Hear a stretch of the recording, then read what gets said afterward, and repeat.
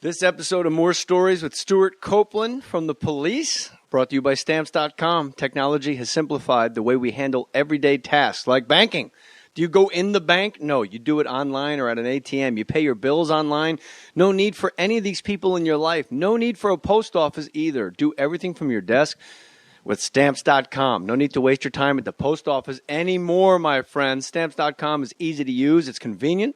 Buy and print official U.S. postage using your own computer and printer. Get exact postage for any letter or package whenever you need it, 24/7. Then just hand it over to your mailman. When I say you will never have to go to the post office again, I really mean it. I have not been to the post office in 47 years. Now, you may think that's amazing because I'm only 43 years old, but that's how efficient Stamps.com is. Right now, use my last name, Mohr, M-O-H-R, for this special offer. It's a no-risk trial, a $110 bonus offer. That includes a digital scale and up to $55 of free postage. That's a lot of letters, my friend. Don't wait. Go to Stamps.com before you do anything else. Click on the microphone at the top of the homepage and type in my last name, Mohr, M-O-H-R. That's Stamps.com. Enter Mohr. Now, let's talk about the police. Put your name on it. Just put your name on it. That's all I say. Be a man or a woman. Put your name on it. Well, I'd like to hear about it, potheads. How the fuck you gonna know how to be great if you don't study greatness? Look at the game tape. Donuts. If you want a battle, it's either that you will or you won't. You know, you're not a bad-looking man, Mr. Gals. But you are, Blanche. You are in that chair. There's something wrong with us. Something very, very wrong with us. Hey, man.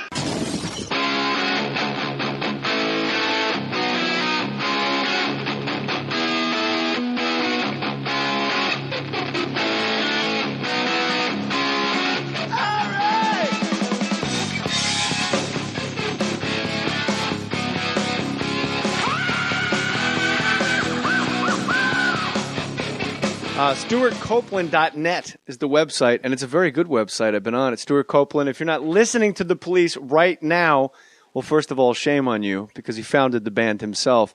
But now you can listen to him on Mohr Stories. Stewart Copland, you had a question for me before we started. And I said, what is your show? What is this right here? Yeah. This is a podcast. Folks, I just arrived here. I'm in a very nice house on just off Sunset Boulevard, way out in the West Country, west of the 405. The birds are singing. The sky is blue. The olive trees are wafting. They are wafting. And there's this microphone in my face. And this guy got a radio show. I thought I was coming over here to do, Letterman or something. No, but it's the opposite of like Letterman and Leno. We do it whenever the guest is available. Okay. And there's been many nights when I've sat here in like my pajamas and flip-flops. Well, It's I guess pretty laid back. It's the way you want to to do it do at home. Yeah. But this is a podcast. We record our voices, and then we put it on iTunes, Stitcher. It's also on my website, jmohr.com, and people download it the same way you would download music, Stewart Copland. Legally? I'm just going to say, yeah, of course. I just bought a couple on my way home at a red light. Naturally, I would never text and drive. The same way you download music into probably harsher penalties for that.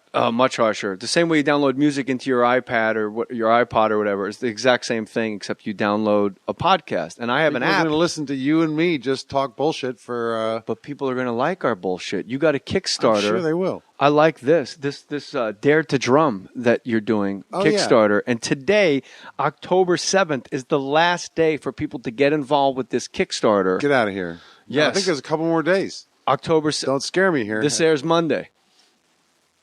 Oh, we put this into the space. Okay, you scared me. That. No. Wait a minute. We still got I don't know. We got are another... actually. Well, truth be told, everybody, we are recording this actually on a Thursday, but we're putting this up on a Monday. But I'm sure the sky will be blue and the birds will be singing on Monday, just like today. And the Kickstarter will be kicking, and people will be donating money to Dare to Drum. What is Dare to Drum?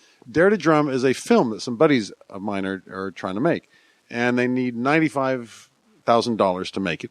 Sounds like a lot of money, but the reason they need all that money is because they got to pay a ginormous orchestra for this concert that they filmed, which was a concerto that I wrote. I wish there was some less pompous way of saying it. No, you write a lot of. We're going to get to I a lot apologize. of your, Okay, a big ass orchestra playing a huge piece with gamelan orchestra, with and that's pomposity. what makes it. They play this pompous thing with pomposity. No, they play it with power and aggression, and they rock. Forgive you me, know, I meant to say I've been power. writing orchestral music for decades now. I'm going to get to and it. I went believe through me. the phase of trying to be Mendelssohn. I don't anymore. Now I want to do Slipknot. Only good. I got 90 players on the stand. The joint's going to rock. You know, I'm not so much into the, you know, trying to, when you first start working with orchestra and you learn about orchestra, you study the masters and you get immersed in that and you want to do that. I'm through that now. And now I just want to burn the house down. And so this piece, the Gamelan de Drum was the name of the concerto, was basically 90 guys hammering through this piece with this gamelan orchestra, which is these weird Balinese Indonesian instruments that are these tuned gongs and tuned drums and so on. Very exotic, very ethnic, very other side of the world. It combined with this Western orchestra, really sophisticated orchestra in Dallas. It was a 2-year journey of them building the instruments, writing the piece, and it almost didn't happen because of a thunderstorm, wiped out 2 of the 3 shows. So there was just the last show to go. There was no roof at the show? It wasn't the roof of the show. It was the Dallas highways were frozen. Oh. Yeah, that'll really put a hitch in the giddy up as far as attendance. Yeah, and rehearsals. Yes. So I won't tell you how it ended, but my buddies are trying to make this film, and it's on Kickstarter. Okay. And where do you find Kickstarter? If you're I have listening I to was the going to radio? ask you the same thing. Oh, Where do my fans go? You know what? You can Google search Stewart Copland Kickstarter. That's what I did. That's how I got Dare to Drum written down on my notebook here. This is the entire show right here, this scribble. That one little piece of paper? Because you know what? We're going to have to make up most of this as we go along. Here's the thing. I never You got want, no material? Oh, no. I never want statistics to get in the way of a good conversation. No, I think the thing to look up, to Google Dare to Drum Kickstarter. And they need $95,000? No, we got 77. We're this close. Let me ask you this question, because this is what the listener's thinking right now. This guy's in the listener's police. reaching into his pocket right now. Yeah, you know pulling the out question. his credit Why card. doesn't Stewart Copland just They're pulling kick off in? the side of the road as they listen. No, but they're wondering why you're not just kicking in the last bit of money because you're Stewart Copland from the police. Well, and it may come to that, but the thing is that it's not my movie. These guys are making their movie. They've got to pay the orchestra.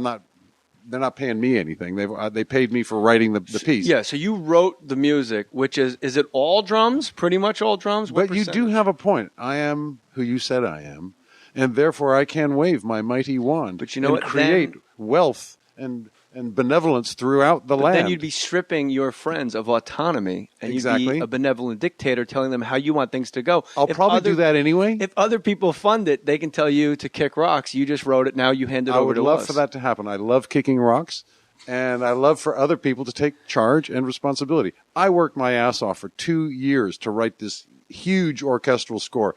I wish I brought it for you. You could feel the heft of my score. Why work so hard? Why not just write like a small score? Because it's a lot of guys. I want it to rock. I want it to be very powerful. And I also want to use the orchestra to its best advantage, which takes a lot of persnickety stuff to get the oboes and bassoons to work just perfectly with the right amount of strings, because the big strings are doing something else, and you got a lot of moving parts, plus the ethnic weird gamelan orchestra, which is these 5 wildcats from Dallas who've been studying this music for 20 years. They are a moving target. So it took a lot of work to bring these 2 kinds of music together and to make it good. You know, I mean, it's not just a 3-chord trick. This isn't your first time writing. I don't know if the casual fan of the Police realized that when the Police started, you were pretty much the sole songwriter. Yes. And you Don't started remind the band. me. Well, I'll remind you. I mean, you should take credit where it's due. And when they were crap songs. Let's be frank. No, they were crap songs. When you get the best of the Police, the very first track is yours. Thank you. It is. It's the. But number one. actually, they did make a contribution. Those crap songs that I wrote. 2-chord tricks. Well, I think one of them might have had 3 chords. I eventually learned 3 a third chords and chord. the truth. That's all you need, buddy. No, but they had a good effect on the. They did play their part. What they did. Would you say you were a punk band when it first? Oh yes, we absolutely were not, but we did say that we were a punk band. Oh, we cut our hair short and peroxided it, and we called ourselves a punk band. Of being a but punk we were band. 5 years older. We session musicians. We were been around the block. We were we were grown-ups. At 24, we were grown-ups. You know, we'd been around, we were professional musicians, whereas the real punks, Clash, the Sex Pistols, were not real musicians. They were real punks, which we weren't. But those crap songs, let's get back to this, because I would like to glorify them just a little bit. We've recognized that they were lame. They called them crap songs. Yeah. Well, they did have a good role to play. Yeah. That they showed Sting, who up until that point had been writing 9-minute jazz opus type material, because he was a jazz musician in a jazz band, and it showed him how easy it is to write a 2-chord trick.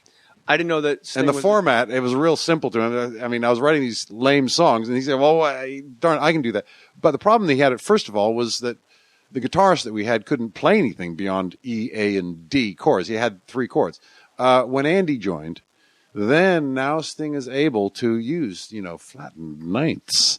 He could play a major 7. He could play all kinds of fancy chords. And so then combine the dumb 3-chord tricks, just the format, verse, chorus, guitar solo, verse, chorus, you're done. Don't get fancier than that. He got that from the lame songs that I wrote. Add in Andy's real harmonic sophistication. Yeah. The guy can sing pretty good too. Where does the reggae influence come from? Because it seems like even the hardest Police songs, I can always feel that reggae vibe, like Can't Stand Losing You and all, Walking on the Moon, all of them. I can always feel that reggae. Are you a reggae influenced band? Well, actually, it was a strange cultural coincidence that reggae drop kick on the 3-beat actually comes from the other side of the planet. It comes from Beirut, Lebanon, in the Middle East, where I grew up. You were born in Alexandria, Virginia. Yeah. Yep. Beirut, Lebanon, and then Cairo, Egypt. All before you were 5 years old. I was 20 years old by the time I made it to Canada. You, my friend, were well-traveled when you were still in onesies. I left here when I was 2 months old. Didn't really get back here. There was one trip my parents made that I can barely remember, but I didn't get back here for real until I was 18. All that time, I'm American. I was English boarding schools. I was in Beirut and so on. But the whole time, I'm American, and I actually know what it means to be an American. All you guys who live here, you never actually see yourself. You see yourselves as from Boston or from somewhere in America. But my label growing up, going through boarding school in England, getting beat up for being a septic tank, that's rhyming slang for yank, and proud of it too. God damn it. America is the new Rome and you're still Britain, And so I grew up real proud to be American.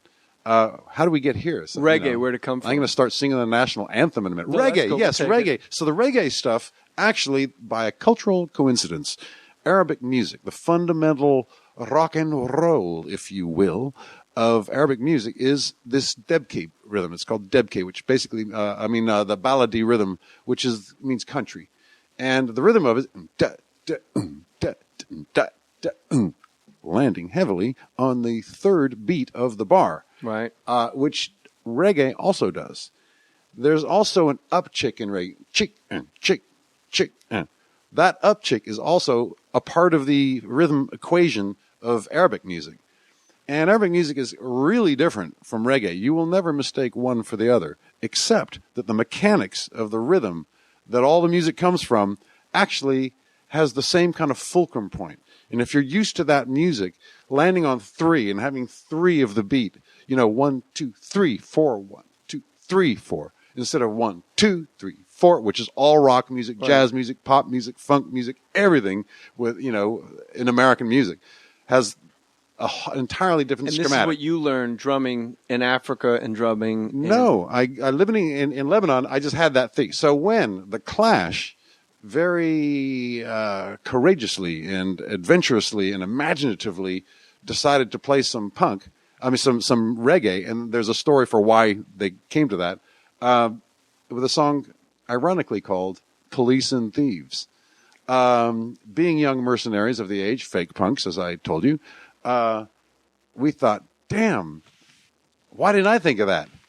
Now that they've thought of it, let's give that a try. Right. And we found it really easy because they are very slick musicians, but the rhythm part of it, my part, I grew up with that 3-beat. I could do it real easy. I could be playing anything and land on. For a drummer, in those days growing up with rock and roll, you had to unlearn everything, replug, reboot with 3 as your thing, and none of your stuff worked. It's like taking a guitar that's tuned differently. That's not a G or an A or a D Right. string. They're all wrong strings, and like now you got to, it was a disadvantage. Poor old Topper Headon, his brain must have been turned to spaghetti trying to play that thing, but he did, and he did a pretty good job of it. But he hadn't grown up with that. Right. So along comes those mercenaries, the police, and we were able to slide right into that and actually do it really comfortably. If it's in your blood and it's in your DNA to land on that third beat, as you've described, how hard is it to get the 2 British guys up to speed, or is that what the Clash was for? Like, you could just study the Clash and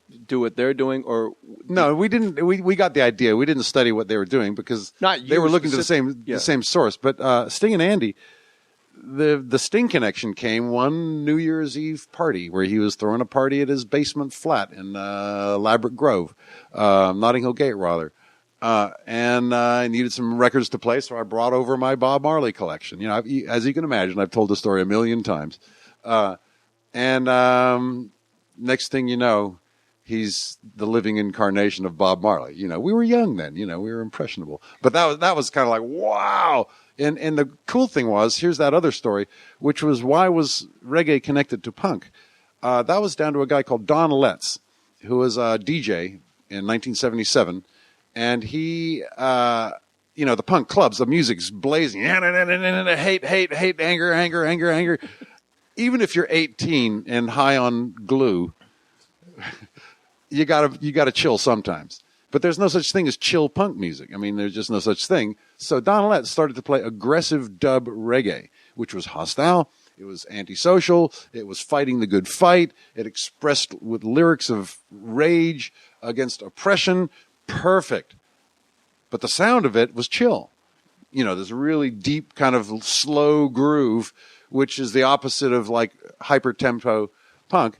So that's where kind of dub got in. Not so much reggae, but dub got into the punk world, and which is where what caused the Clash to go there.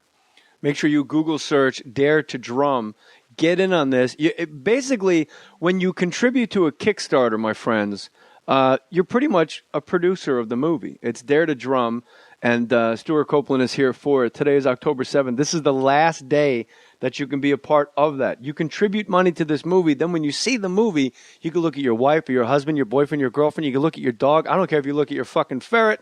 You can look at something in the house and go, I helped make that happen. Now, as you guys know, our biggest sponsor is Amazon. If you go to jaymohr.com, click the Amazon banner, and buy something, I will read what you bought. Because we had a little kickback from the Amazon folks, Stewart Copland. This person, Matthew Goldstein. Hello, Matthew. How are you, my buddy? From New York City, no less. See you in March. Hi. Hi, Jay. Stuart Copland This is just said pre-record. Should I do his part of the conversation? It's pretty, well, you'd have to read it. Well, go ahead. Read this right here. Yeah, there you go. Hi, Jay.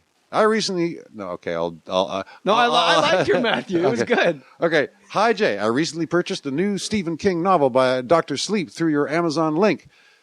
I think of you as I'm reading, since it's kind of far away here. The protagonist is an alcoholic, although he hasn't yet smoked PCP. Should we give him a minute?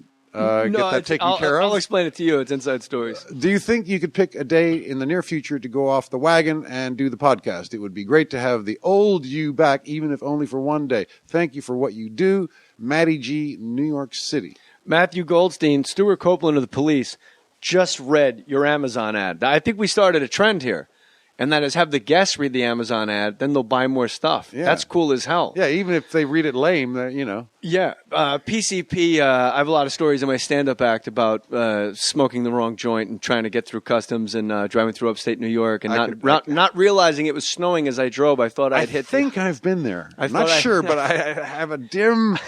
What's that? You were there with me. Does that explain what happened? You know what? Night? You're in your band, the Police. One of your many bands. We're going to get to the other ones. Is in one of the stories I tell that's true. is I smoked this joint that had PCP in it. I got through customs from Montreal. I was going to drive back to my apartment in Manhattan, and I didn't realize it was a PCP. And it started to snow in upstate New York, and I thought I hit the hyperspace button in my car because I had no concept of snow. I didn't know what my feet were doing. Yeah. And I saw a police DUI checkpoint, and I realized I'm going to go to jail because I don't have a license for driving in hyperspace. So then as I'm pulling up, I tell the audience, and it's all true, I was so high. I was only listening to James Gang, Nirvana, and the Police, and only trios. Because that's 3 ages of rock. But it's not why you think, because there's only 3 guys. That's all that could possibly fit in this stereo. I can't put Pearl Jam in. There's too many guys in the band. Rolling Stones, even bigger. No, too many. I can't put that many people in my stereo. So it was only trios, and I pulled up listening to the Police. Hand to God, people that have seen my stand-up know this is an actual story, and I'm not putting this on because you're here. I actually pulled up, and I'm talking to the Police, you guys, at my stereo to play. No, not us guys. Play a quieter. Let's clear that up. I was like, please play a quieter song because I didn't know there was a volume knob, and I was like, like Walking on the Moon, something mellow. They're coming. I was really bugging out, but it turns out it wasn't a DUI checkpoint. It just went from 4 lanes to 1, and there was cones there, and there happened to be 1 policeman standing there. But I did stop, park. You were ready to just fess up and give him everything. And he looked me in my eye, Stewart Copland, and he said, "Go." And I just went, "Oh, okay. I guess I'm okay." Rolling Stone magazine readers rated you the 7th best drummer in rock and roll. By the way, can I just to finish your story? Yes, sir. And we'll get back to that. You can say that all again, but that whole getting pulled over by the cops, strange twist of fate, meant that for about 20 years, I never got a speeding ticket or anything. I would get pulled over just like everybody else. And they'd let me see your identification. Do you realize, Mr. Copeland, I cannot give you a ticket.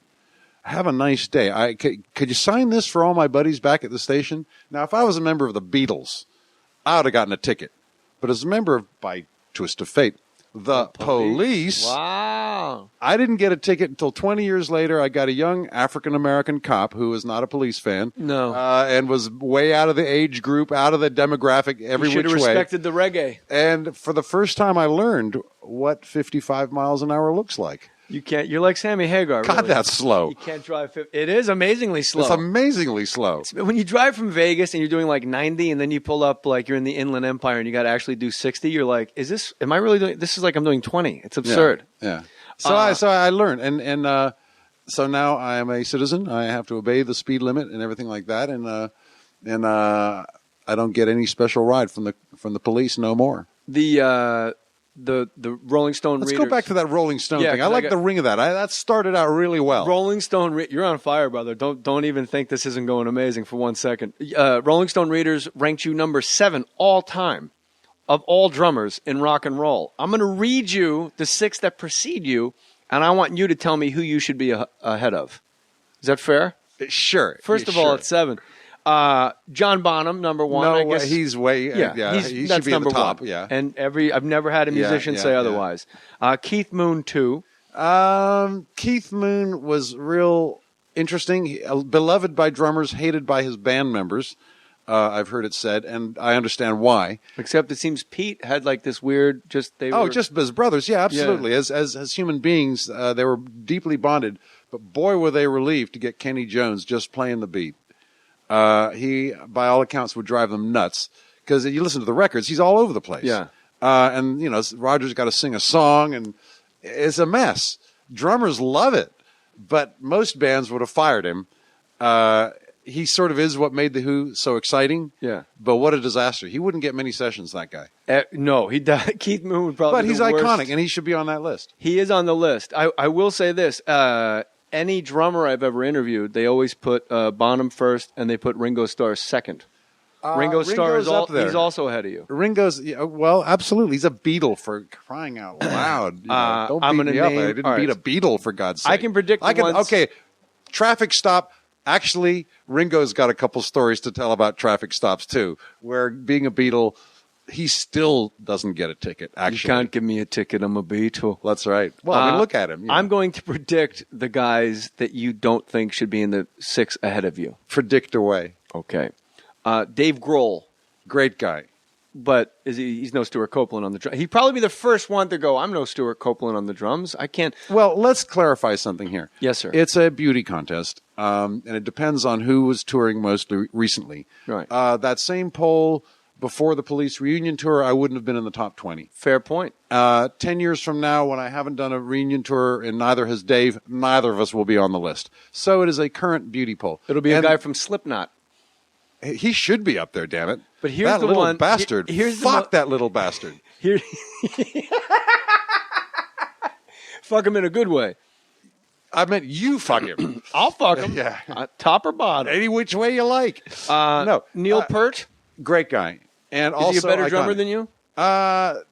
This is music, not sport. You're not counting up my goal average. You're not counting up my speed. It is a matter of Bullshit. taste. When you put your head at your pillow at night and you think of Neil Peart in yourself, you know if you think you're better than Neil Peart. I am master of the universe when I go to bed at night. When all musicians, not just Neil Peart, they all but bow in Jimi your Hendrix bows before my Jimi mightiness. Hendrix, not as good a drummer as Stewart Copeland. Let's I'm just not, write I'm that talking down now right about now. my guitar playing. Now my vocals, James Brown shudders at my voice.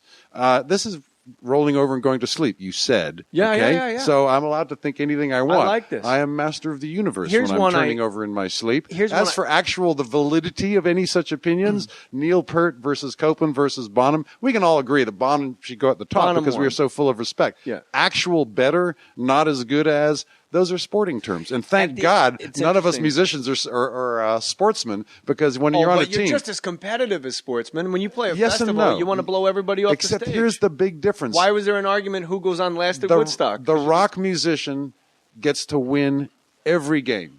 You never go back to your locker room having lost a game. You might have been booed off the stage, but you tell yourself, they're pros. Our music is too good for them. What are we doing in this city? You never lose a game. Man, fuck this And by the place. way, we're not coming back. And by the way, getting booed off the stage doesn't happen a whole lot because the people paid to see you. They're Right. fans of yours. You're the reason they're they've predisposed. assembled. Yeah. It's like the Lakers go play a game and there's no other team there. Yeah.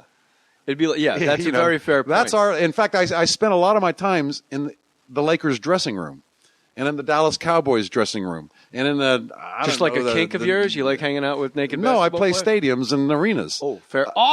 You know what? we're having such a free-flowing conversation. That you went weird. You went straight weird. You just went right weird. I'm a comic. I just pictured you like, you know what? I'm going to go hang out with 7-foot black guys. That's just kind of my thing. Yeah, I contemplate 7-foot black guys as I'm in their dressing rooms, which is by the time I get there has all been piped and draped. We have a guy on tour whose gig is dressing room ambiance. And he basically takes that cinder block white painted can you dressing imagine? room, turns it into a boudoir, a Casbah. But you guys have different. And we rock that Casbah. But you have different parts to that. The only dressing part room. that looks like a team might be there is when I come off after a 2-hour show. I go to my shower. Each of us has got a different one. And so I go to my shower, built for 20 guys, and I'm standing there after, that's a hard, I've worked for my living work that hard. day. I've Okay. seen you live. But I I saw look you at at these Dodger and I Stadium see live. this thing, and I think those bastards work really hard, and they don't win every game. And when you're a rock and roller, you win every game. Yeah. They probably get paid maybe 100 times what even the top musicians get. I mean, the top sports guys earn just, several digits, several zeros more than the top rock and roll guys. Well, if you want to go on tour. But you know what? That little meager scrap that is my allotted share. I'd rather do what I'm doing. I'd rather do what you're doing too. I don't want some fan. I get to win. We get to win every game. I don't want somebody yelling that I suck when I'm at the free throw line. Leave me alone. I'm playing drums instead. Oh, well, they say that next morning in the papers. Yeah, they do. There's no escaping it. There's one. No matter who you are, you got to serve somebody. And they all serve you when you lay over to go to sleep at night because you're the master of the universe. Because I'm the master of the universe. At that moment. Now, waking up at 6 o'clock in the morning, not so much. I am nothing. I am no one. I've never had talent. It's a sham. Well, I got to tell you, it's a very lucrative, long-running sham you're pulling there, Stewart Copland. The stock market's going to crash. Oh, it's over. It will crash. You got to invest in llamas. That's what everybody's doing now. Llamas? Yeah, livestock. When the apocalypse comes, you're just going to be trading. How many llamas do you think I got to have to sustain my lifestyle? 44 llamas. For you, 44 llamas. Because I'm good at 20. Wait a minute. You're sitting here at a pretty fine-looking house on one of the most expensive streets in Los Angeles. You're telling me that 40 llamas will run this establishment? Bro, I don't think so. I didn't get into my cattle. I'm just talking llamas. We are sitting right in front of a brand new Range Rover. 2009, Dude, bro. that cost more than 40 llamas. Bro, I'm just talking about to maintain. I'm not talking about the cattle and the pigs out back. One tank of gas. That's one pig out back. But I want to talk about... You got a pig out back. I got a whole farm. Really? Listen, you were talking about dressing rooms coming off stage. Now, Right. you guys, there's no way you three dress And like you the immediately Lakers. started thinking of 7-foot black guys. Well, that's where my mind goes because that's my kink. Yeah. That's what I'm into. Okay, that's I love you. And that I love you too. Right. Here's the thing. Ed, there's no way. Like the Lakers, they all got to dress together. They all got to shower together. Yeah. The police and blame each other. Yeah. We blame each other because gonna even get- though we won the gonna gig, get to that. we're still back. You have good shows and bad shows. I Right. mean, the audience is going crazy, but you come back off saying I screwed that up. That was a disaster, or rather, summon a bitch to my left or right screwed it up. And you don't come off stage happy every night. It But at seems least like you didn't in your get whooped. case, it's usually son of a bitch to your right. From my discerning eye. That is And- more frequent, yes. Yeah. And that confounds me. And we talked about this on this podcast about I am fascinated by drummers and bassists that argue. And you and Sting. Wait a minute. Drummers and bassists don't argue. My best friends, my top 10 best friends, I mean on stage. 5 or 6 of them are my best. I'm only talking about performance-based. If there's an argument within a band, what confounds me, strictly speaking about the Police, it seems that you and Sting, going all the way back to CBGBs, seem to argue mostly about time and what the time should be. It's that, we drive each other nuts, but if it weren't for each other, it wouldn't be the Police. I understand that. And that but doesn't make it any more comfortable. And No. that doesn't make me agree with that guy who wants to slow it down and do all that stuff. That's It doesn't my make next question. The barrage coming from over his left shoulder is no less cacophonous because he recognizes too. We both do that. We each got to do what we got to do so that we get the result that seems But to does work. the argument stem from you playing too fast? Do you think he's playing Yes. too fast? Does he think...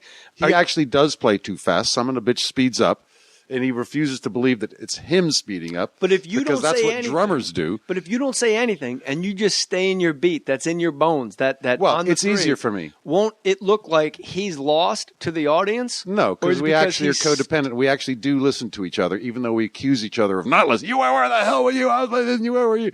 And but we do actually listen to each other. He actually has a problem that when I get carried, classic situation. Andy takes a solo. They're pretty exciting. He really gets up there to the Yes. stratosphere. Love and Andy. I get, I'm only human. I get a little excited, and the tempo might just nudge up a hair, just a hair, for But God's that's a sake, just a hair. compliment, 'cause he's but firing you Sting up. comes back on the microphone. He's got to sing the rest of the song. When the rest of the world around, and he's out of breath because it's and it's a little fast. He's got to get through his precious lyrics, and you got to give him a little slack there. I mean, he wrote some pretty cool lyrics, and he'd like to be able to sing them so that people could. And by that time, the tempo's gone. So you're taking accountability for speeding up the song. Totally. So That's then what what's I do. the argument? Why That's not just what I look at do. Sting and go, I fucked up during the guitar solo that Andy was doing. I sped it up because I got really into it. Then why even have an argument? You think I didn't say that? And then what's the counter argument Whoa. to a guy saying I did it wrong? The counter argument is that I have to actually not get carried away too much because he's got a job to do and so do I. Yeah. We both have to do what we have to do in support of each other's mission. My mission is for the band, the experience of the audience who come to actually, it feels like a ceremony. It feels like we're doing something that's really important to all those people. It is really important that we kind of do it and that it's worthy. We all feel that responsibility and we're codependent and we have different ideas of what it takes to create that thing that people get from our band. I think it's excitement. He thinks it's his lyrics. We're kind of both right, but we are different perspectives on it. But we still have to create an environment for each other. I need to lay a rhythm down that's going to make him shine because him shining makes me look good, which, it's a circle. It seems like if Even though it doesn't stop us shouting at each other, but it's what's amazing to me is you guys started shouting at each other from day one, and then I imagine I saw you guys at Dodger Stadium on the reunion tour. Were you still arguing then at that No. reunion tour? Or No. are you, Actually- have you reached just this truce like an old married couple? Let me say this: it seems like an alcoholic marriage. it so happens that on that day, Andy had severe techno problems.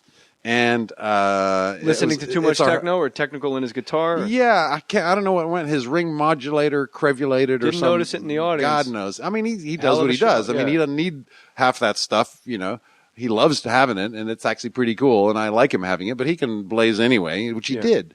But I think Sting and I are more focused on kind of filling in. Helping your guy. Yeah, we had one. You know, we had one man down. We got to. So we kind of pulled together for that show. It seems like if you and Sting are... when we got to Vegas about 2 days later, we were at each other's throats, Really? And about what? Time? Yeah. That fascinates me, because you both... Well, I guess because Sting has to play the bass, and his lyrics... He's got two jobs. I gotta give it up for that. Because he's got to be the bottom and the top. Yeah. If he's singing high and he's got to play the bass real As low. a bass player, he's my best friend. Bass players are always, drummers are very tight. And if you get lost, look at my kick and find yourself how again, tight right? drummers are with each other. Drummers all love each other. Right. And drummers love bass players, and for some reason we're really tight. Singers are way off the other end of the jet. Does Sting have lead singer syndrome? It's hard to say. The fascinating question. Is he a singer dude or a bass player dude? He's actually more of an everything dude. The bass playing, he's a song guy. For him, the experience is all about a song which is telling a story, which is about the song. I never listened to songs growing up. I listened to the riff. I listened to the drums. I listened to the energy, the racket of it. I never listened to the lyrics of any song, anything. In Led Zeppelin, you'd have to studiously work to avoid that screeching sound coming from the mic. It's all about the band, That's just a different point of view. When I saw you guys on Spectacle with Elvis Costello, when you played with... Oh, my earlier point, I'm going to come back to Elvis Costello. It seems to me when I watch the Police at Dodger Stadium and all the documentaries I've seen about the Police and all the Police stuff that I've ever listened to, it's almost like you and Sting are alcoholic parents that are always fighting, and Andy's the child. Like, you won't hear anything out of him. He just stays in his room with his head down in his books. That's a nice image. He doesn't want anything to do with it. Does he ever chime in? Poor little Andy. But that's not the case. Here's the deal. Yes, sir. Oh, I like this. Andy, unlike that poor child who grows up damaged, Andy can handle it. Andy's, Sting and I go to each other, like all the crew start looking nervous and it's mommy and daddy, Andy will pull up a deck chair and throw bombs because he's a little fucker. And now, is there... No, I'm kidding. Andy understands the dynamic perfectly. Is there ever lobbying? Ho-hum. Andy gets his head down and he's... there's got to be a better, sexier word than mechanic, but he's all business. Yeah. He has a Very really technical. Complicated job to do. He has a lot of patch changes to the difference between the verse of Every Little Thing She Does in Magic and the chorus is a whole different world of guitar sound. Yeah. And he is moving through. He has really fancy chords, all those arpeggiated guitar parts. This guy's busy. He's got work to do. Do you guys and ever Sting and I lobby? go to each other for whatever we got going on. Right. It's part of our deal. And he's got, he's busy. But when he does take a side, do you guys ever lobby during the tour, knowing a fight's coming up? Do you ever lobby a couple days out, hoping that Andy will take up that chair and throw it at the other guy? It doesn't matter. Andy's just going to side with who he feels like deciding. Well, or is he throwing it at both of you emphatically? It doesn't matter if Andy and I can gang up on Sting all we want. That's not gonna. It's just no different from me ganging up on Sting by myself. I mean, or Andy and Sting get together and they come out. There's still only two of them. It's not enough. So Andy doesn't really bother, and it's not much point getting. It makes him the enlightened one of the Police. He's the only one not arguing with anybody. No. What's good though is that when we have a artistic difference, should this be a keyboard solo or a guitar solo? Should we go to here or go to there? Should we do this or should we do that? Third, two guys overrule one, but those are kind of easy decisions, that are just icing on the cake. The fundamental thing of God damn it, there's some things that the energy level and so on like that where he agrees with both of us. He understands that what makes it happen is that dynamic tension. Is it a democracy, the Police? Does somebody's vote, or does someone's vote have more? It's a democracy, very easy democracy for a lot of things. But at certain points, at certain push come to shove, it isn't a democracy. I asked David Lee Roth that question, and he said no. the way it works in my band is whoever yells the loudest, the That is longest, absolutely the and way doesn't it works. run out of gas, that's the person that wins the argument. Oh, who was the band Guns N' Roses guy? Chinese Democracy? Yeah, Axl Rose. Yeah, it's like the Egyptian democracy. You know, we can all vote for whoever you want, but Army's taking over. Army's taking over. When I saw you guys on Spectacle, circling back to that point with Elvis Costello, it was fascinating to me to watch the Police play with Elvis Costello, who I think is one of the most underrated people in music. And then you guys combined songs. I believe you did Watching Her Detectives and Roxanne at the same time. Yeah, no, I think was it?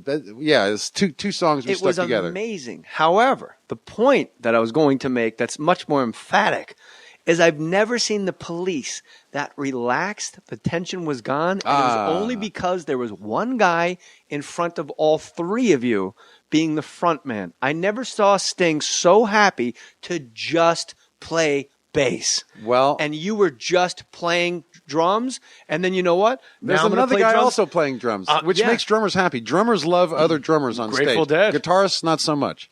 Yeah, not so much. But it seemed like just having that fourth guy. I know you can't add a fourth guy to the Police. That's not where I'm going with this. But it was amazing to just watch you guys be able to be simply band members. I think not there was the another. Police. There was another reason for that. Casual. Reefer. You guys No. were. Oh, I don't know. I'm guessing. I went to 7 Foot can't- Black Guys. I think it was the day after the last show of the tour. Oh, that's right. And you guys got in an argument on Over who Spectacle fired who first. over who started. We know you started the Police, correct? Yeah. And then I Elvis- fired those bastards. Elvis on Costello- Elvis Costello, I fired them both. Sting said, "What would you want to say at the end of the tour?" Sting said, "You're fired." And you No. you I said- got it in first.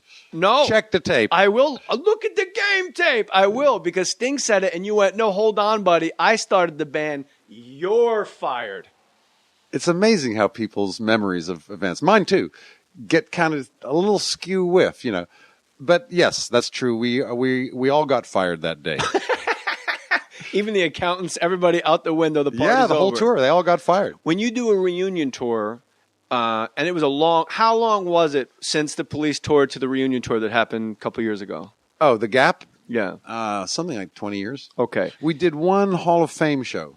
All right. But Which that doesn't. was, That's a one-off. Which didn't count. Yeah. I mean, we came together for a day, figured out 3 songs, played, you know, on the last song of the Hall of Fame, we played 3 songs. And the stage, there was no dressing room or anything. Very weird event. We walked off the front of the stage, low stage, and never saw each other again.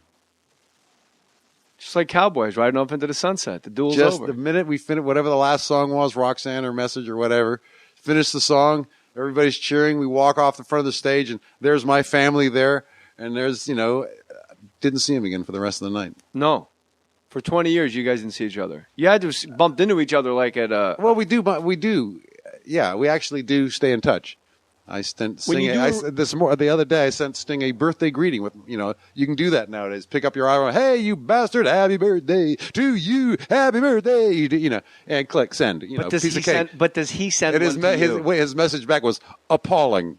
Oh, okay. So that's very English good humor. That's good. That was exactly what I was hoping he would Yes. say. Appalling. Does he send a birthday message to you? Is the more important Occasionally, question. yeah. Occasionally, you Yeah. have one every year, don't you? A birthday, that is. Yeah, but some of them we ignore. All right. You know, he's When you- 62, and I chose not to ignore that this year. Yeah, that's a big one. When you guys do Well, it's another one, and he's older than me. See, way older. as I like to remind him, I am the young generation coming up. Stuart Copland's 40 years climbing old. after. It's I'm the amazing what he's new blood. accomplished. I'm at least 9 months younger than him. On the cover of Watch Drum your back, Magazine. dude. How many times you been on the cover of Drummer Magazine? I've been on the cover of Drummer Magazine, Drum World Magazine, Modern Drummer Magazine, Drum Pain in the Neck Magazine, and then in all the weird languages. Like in Germany, I'm on Schlagzeuger Magazine, which is, believe it or not, German for drummer is Schlagzeuger. They complicate And everything. then the in Germans. Holland, I think it's Slag. Slag? Yeah. That's in Dutch. Is drummer Yeah. slag? That's fantastic. Yeah. It makes perfect sense to me. That's great. Yeah. What do you mean it makes perfect sense? Like to in you? my mind, in the my weird schematic of my head, like slag slag and being drums. yeah, in Dutch, like we call it slag. I go, all right, like you just Yeah. you slag. That's it. Or slam.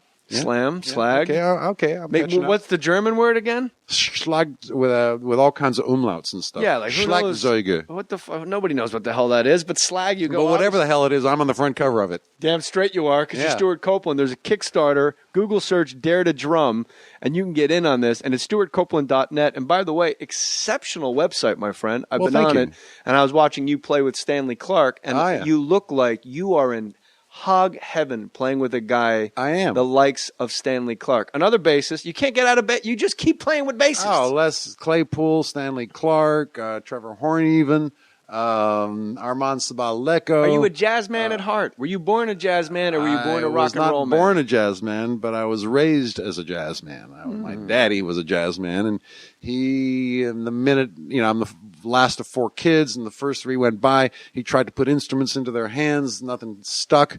So when I came along, the house was full of broken instruments, but I kind of couldn't. I would pick them up and make something happen with them. And he thought, ha. That's when my relationship with jazz began. And he was making me listen to everything, which I now realize was all wrong jazz, white big band jazz, But I got Ed Thigpen and Philly Joe Jones and, all those guys. When I start mentioning names, my mind goes blank. But I got it all. Philly Joe Jones is the only one. That's the big one. That's the one where I go. Yeah, and Buddy Rich and all that. Buddy Rich, by the way, we didn't get to it. He's number 6 right in front of you on that list. So, and he hasn't toured in a long time. So don't give me that. It's when you tour bullshit. But he actually should be on the top of that list. Of course he should. Jazz drummers have to be on their own world. There shouldn't be any jazz drummers. We agree on that. Yeah. You and I would never fight on tour. I'm glad you mentioned Buddy Rich. Well, he's on the list. And Philly Joe Jones. You've given me an entree. I'm all over. To tell you something. Go ahead. Buddy Rich got my autograph. Really? Huh? Explain I'll let that sink in for a minute. No, that's pretty big. Buddy Rich, one of the greatest jazz drummers of all time. He looked like he was chewing on a turd as he approached me at the Grammys with his daughter Kathy in tow. And the autograph was for his daughter. Sure it was. Which I'm sure didn't make it any easier for him to go up to this peroxide blonde guy in a 3-piece rock band and say, hey, man, can you sign this? I wish he said it's from my daughter, Buddy. My daughter's name is Buddy. Have. I'm sure he probably did. But actually, no. I'd met him earlier. I took my dad, who was the same age group, and they played the same clubs. They got shouted out by the same band leaders when they were young. That's where Buddy learned his chops, I guess. But and so while my dad and Buddy are busy talking about the old times, I'm chatting to his band, who are all these young hotshot Juilliard graduates who are all Police fans. So that was kind of a milestone in my life, to be, fawned over by Buddy's band, while my dad's talking to Buddy. For my father, that was like, okay, that's it. My son is validated. That was more important to him than Shea Stadium. I'm glad Shea Stadium was big. I'm glad you brought up your dad, because he may be the only person with a cooler job than being in a rock band. It was a pretty cool job. A lot of cocktail parties. He was grooming future dictators. I think we should let the audience know your father was a CIA agent. Yes, that's why I was in Beirut. I mean, we're circling. See how we do this, Stuart Copeland? We circle all the way back. I've been at it for 2 years. Thing. Oh, wait, I got you covered, brother. All right. Well, my daddy was a CIA agent, and his job was to select and train young colonels who had promise. And meanwhile, the KGB was doing the similar game, but my daddy's job was much easier because our ice is colder, our Cadillacs are cooler, our lifestyle is more attractive to these young colonels. And we had Elvis. We had all kinds of stuff that the Russians didn't have. Yeah. But the one thing that my father's adversaries, the KGB, did have was that they were the cream of Russian society. My father was from Birmingham, Alabama. He clawed his way up. He played in jazz bands when he got into the Army when the war broke out. He actually did pretty well from brain power to get up to the upper echelons of the intelligence service. But the KGB were the cream. They were like the Harvard kids of their society. They had the best. That was the top, because you become boss, you become dictator of the Soviet Union from the KGB. So my father's adversaries in Beirut were these highly polished 5-language speaking cream of Russian society. And he and his buddies were like Hicks, but we had the Cadillacs. So if I'm going to be recruited by both countries, and I meet a You Russian. need to be thoroughly malleable and dishonest and absolutely without principle. Sure. My father used to like. My father used to like the word amoral. But if He doesn't want somebody who's immoral. But if I that's mean- evil. He wants somebody who has no morals, good or amoral. bad. Amoral, not Yeah. immoral. Yeah. None, meaning zero. Zip, Yeah. not immoral. And one of my father's more successful colonels, too successful, in fact, was Hafez al-Assad, father of the current dictator of Syria. Now, actually, before I was born, my older brother Ian was born in Damascus, Syria. And during that time, they were replacing the colonels every couple of years, or fewer, because they would get, they turn into the excellency. They move into the presidential palace. It's all going great. And then pretty soon, his CIA operators come in. He says, take your feet off the table. His excellency. Oh, fuck. Now we got to find somebody else. And they knock him out and put in another one who would last a little while until he'd get too big for his boots or start talking to the Russians, and we'd have to knock him out too. None of these guys are popularly elected, by the way. Right. They were put there, as you know Saddam as a kid- Hussein was, by the CIA. Did you know as a kid that what your dad was doing was there was a lot of covert stuff? Any No. guys in trench coats and hats hand your dad a newspaper at a train station? No, all I ever saw was cocktail parties. And Beirut was the area of the Middle East where all of these Muslim potentates could gamble, drink, and buy women.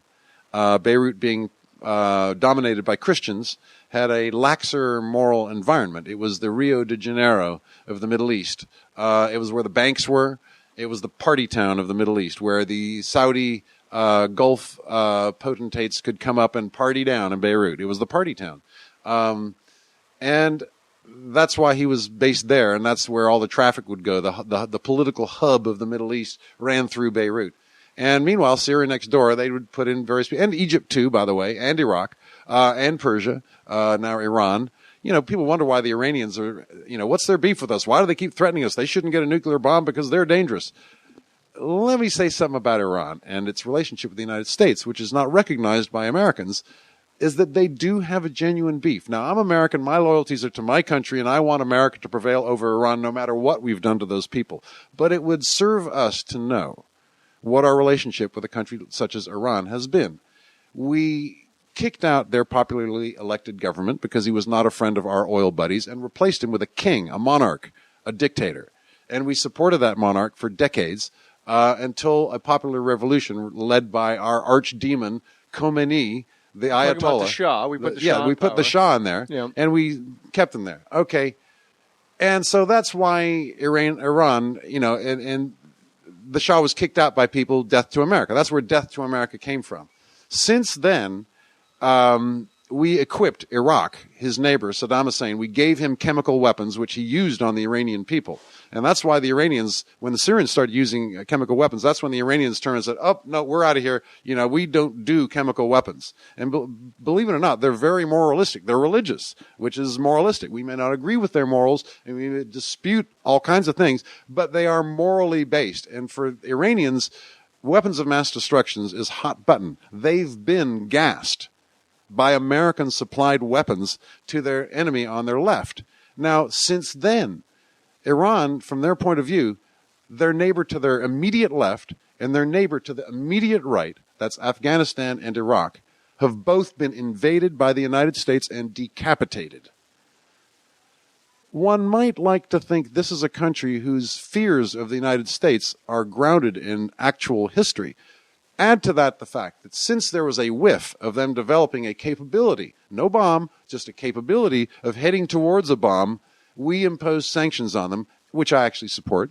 But added to all the rest of this history, we've killed their economy. Not only did we replace their government with a dictator, not only did we equip their enemies with chemical weapons, which Don Rumsfeld personally delivered, not only have we invaded their neighbors and decapitated them, and caused incredible civil war in both of those countries, but we starved them as well with our international sanctions. And we didn't starve the upper 1% who are making the decisions. Yes, we did, which is why they have now. The people, and I thought that's why. Yes, I'm anti-sanctions because it seems to affect the people, the sanctions not the government. Did affect the people. The ones that were about importing like food. Ahmadinejad, he had a steak on the table every night. Yes, he had a steak on the table. But here's the important thing: the Revolutionary Guard, who control the economy of Iran. They want money. They want ships. They want to be able to spend their money and live the fruit of their produce. They can't. Their money's no good. They can't go to Gstaad and go skiing just like the Arab princes can. They can't, Saddam Hussein or other, they couldn't spend their money. Their investments are no good. They're bottled in. The last round of sanctions, which hit their banking and their currency, meant that they couldn't bank. Meant that the upper echelons, the 1% that really runs Iran, now they're hurting. They still have steak on their table, but no gas for their Lamborghini. Wouldn't it make and nowhere to drive their Lamborghini. Wouldn't it make and more no yachts. sense? They haven't got any of the cool stuff that they deserve, and those sanctions are specifically hurting them. Isn't there a way to do sanctions where you hit that upper 1% first, and then the people aren't starving? Is there a way? Son of a CIA operative. That's sort of like going to get terrorists out of a heavily built-up area. Yeah, that's always going to be a problem. But I mean,